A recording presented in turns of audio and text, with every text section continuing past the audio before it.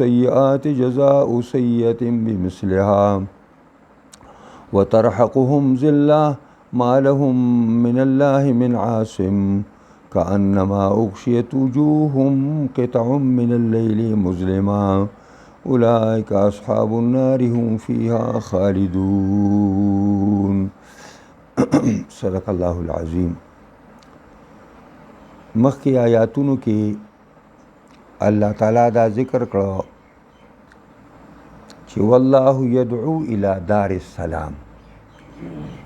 الله دا بندگان رابلی دار السلام ته، یعنی جنت ته، چې تاسو داسې عقیده او عمل خپل کوي او داسې معاملې خپلې کوي چې جنت ته راشئ.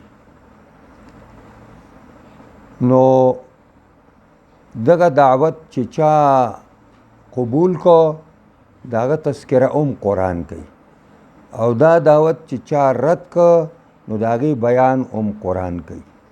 نو په دې دواړو آیاتونو کې د دې بیان دی چې دغه دعوت الهی چا قبول کو نو داغه به دا جزا او بدلی، او چا چې د الله رب العزت دا دعوت مسترد کو او رد کو داغه به دا سزای.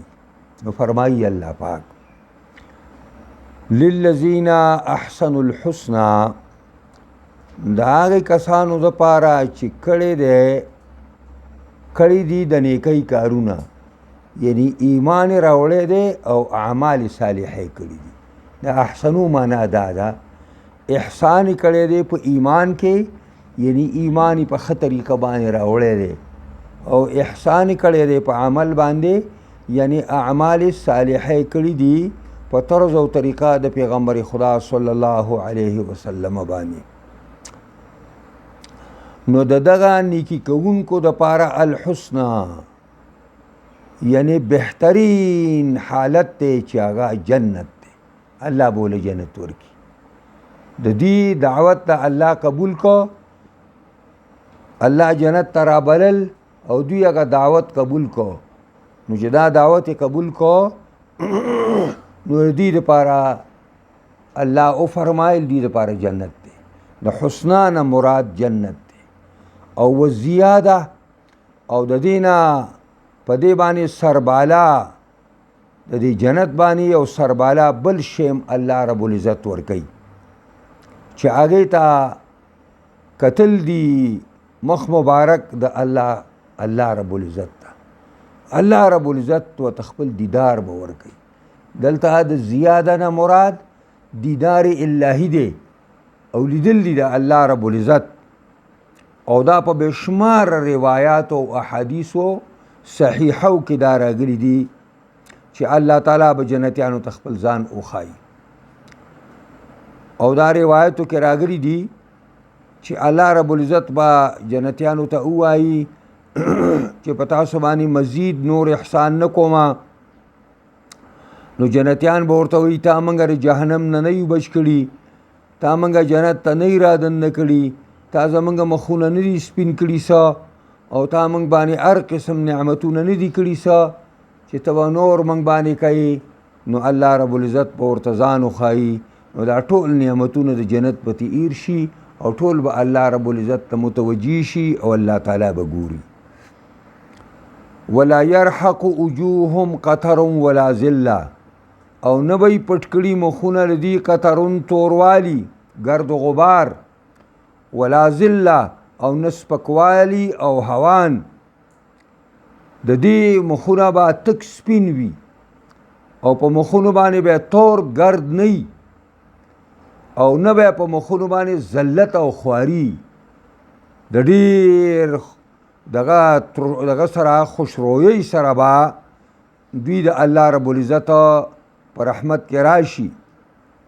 اولئک اصحاب الجنه، دا کسان جنت والا خلق دی، دا جنت خاوندان دي.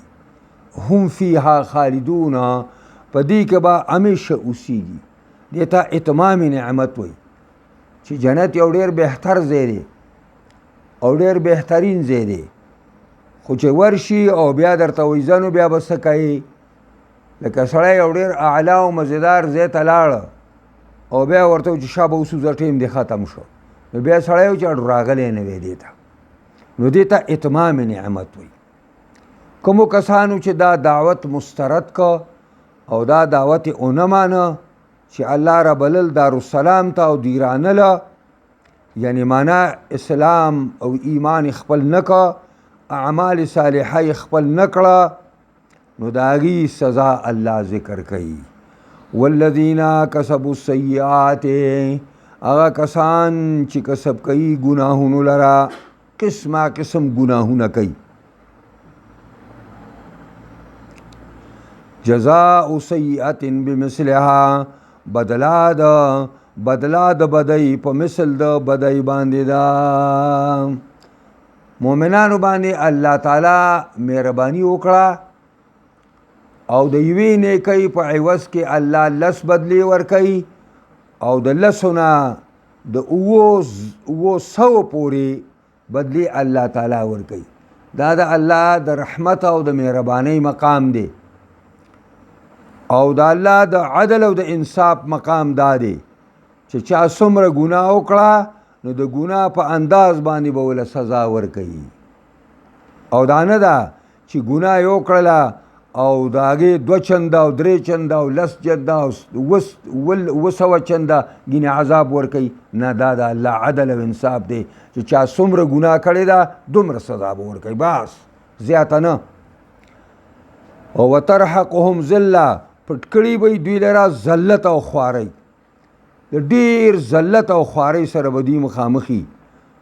او ما لهم من الله من عاصم، نه به دوی دپاره د الله نه څوک بچ کوونکی، هېڅوک به د الله نه بچ کولی نشي، هېڅوک د الله نه خلاصولی نشي. او داسې به دا مخونه توري کانما اغشیت وجوههم قطع من اللیل مظلمه، گویا کې ته به وایې چې پټ کړی دی مخونو دوی لره قطع من اللیل، یوې حصې د شپې، مظلمه تورې. ته به وایې ګنې پرې مخونو پورې د تورې شپې نه چا یو قطره را پرې کړې ده او د ده پرې مخ پورې تړلې ده، داسې به دا مخ تک تور وي. اولئک اصحاب النار، دا تورمخي دا خاوندان او مرګري د جهنم دي، دی به اور ته ځي او هم فیها خالدون، بیا په دې جهنم کې به همیشه همیشه اوسیږي، دې نه د راوتلو دوی لار نشته. یوم نحشرهم جمیعا ثم نقول للذین اشرکوا مکانکم انتم وشرکاؤکم فزیلنا بینهم وقال شرکاؤهم ما کنتم ایانا تعبدون. ویوم نحشرهم، هغه ورځ یاده کوي چې راجمع بکو مونږه دې ټولو لره، جمیعا ټولو لره. ثم نقول للذین اشرکوا، بیا به ووایو مونږ هغه کسانو ته چې شرک کړی دی، مکانکم الزموا مکانکم، په خپل ځای باندې کلک شئ چې ونه خوځئ. انتم و شرکاؤکم، تاسو او ستاسو خدایان. فزیلنا بینهم، پس جداوالی به راولو مونږ په منځ دوی کې. او وقال شرکاؤهم، او به هغه خدایان مصنوعي د دوی، ما کنتم ایانا تعبدون، نه وی تاسو مونږ لره عبادت کوونکي، تاسو زموږ عبادت نه دی کړی. دا هغه ورځ هم ځان ته یاده کوي. اسکرو یوما، دا یوما ظرف دی، دته خپل عامل ناصبه پټ پروت دی چې اسکرو یوما، یاد کوي هغه ورځ. نحشرهم جمیعا، چې راو به باسو مونږ دوی لره ټول. نو دا څوک؟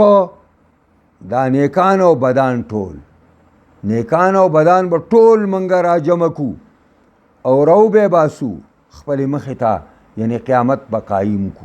نو هغه ورځ چې دا اولین او آخرین پیغمبران او امتونه، نیکان او بدان ټول به الله وي مونږ راو باسو. نو حشر به د مؤمنانو کیږي او حشر به د مشرکانو او کافرانو کیږي.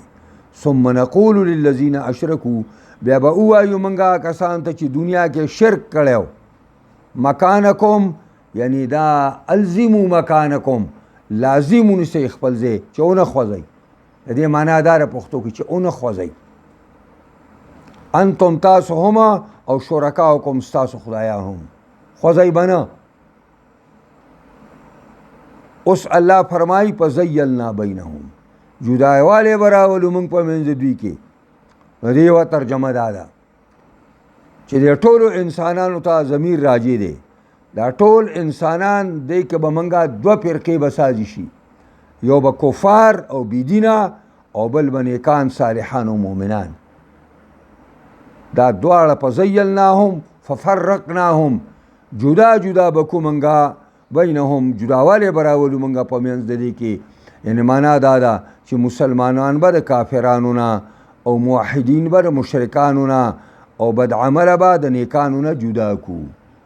لکه څنګه چې قرآن کې الله بل ځای فرمایي وامتازوا اليوم ایها المجرمون، وامتازوا جدا شئ نن ورځې ای مجرمانو زما د نیکانو صالحانو نه. اوس الله فرمایي چې کله د قیامت ورځ شي او دوی د چا بندګي کړې ده نو هغې به ورته ووایي چې ستاسو زمونږ عبادت نه دی کړی، تاسو زمونږ عبادت نه دی کړی. نو که دا بوتان شي نو الله رب العزت به دې بوتانو لا د ګویایۍ طاقت ورکړي، ځکه چې دا لاسونه خپې به د خبرې کوي او خلک به د خپلو لاسونو خپو ته ووایي چې تاسو په موږ باندې ولې ګویي وکړه. نو هغوی به وایي چې انطقنا الله الذي انطق کل شی، موږ ګویا کړي او په خبرو باندې راوستي و هغه رب چې هر شی په خبرو راوستی دی.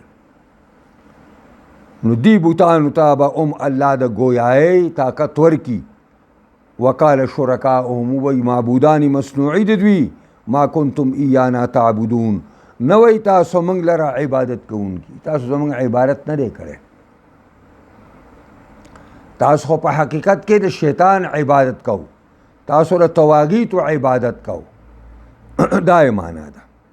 او دارنګې د ملائکة الله عبادت چې چا کړی، د انبیاء علیهم السلام عبادت چې چا کړی، د نیکانو صالحانو عبادت چې چا کړی دی، نو هغه خو په پیغمبران علیهم السلام او نیکان صالحان به دا ووایي چې ما کنتم ایانا تعبدون، تاسو زمونږ عبادت نه دی کړی، موږ ستاسو د عبادت نه غافلو.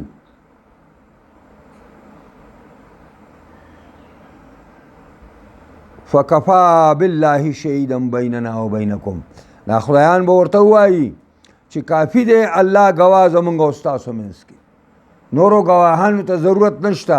الله په دې باندې ګواه دی چې موږ ستاسو د عبادت نه یو خبر، موږ تاسو ته د خپل عبادت حکم نه کړی او نه موږ ستاسو د عبادت نه خبرو.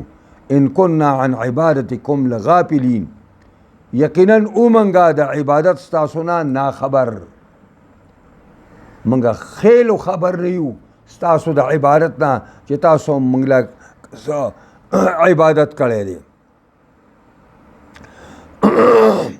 نو دا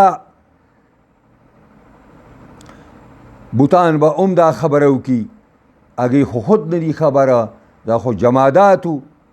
او دارنګې نیکان صالحان به دا ووایي چې ستاسو د عبادت نه خو موږ خبر نه وو، موږ ستاسو نه څه خبر چې تاسو موږ له عبادت کوئ.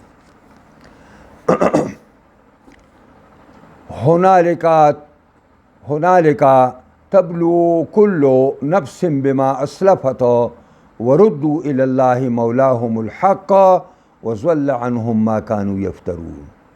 هنالک په دقه ځای کې، د هنالک معنا دا ده په دقه ځای کې، تبلو كل نفس ازمایش به وکړی شي د هر یو نفس،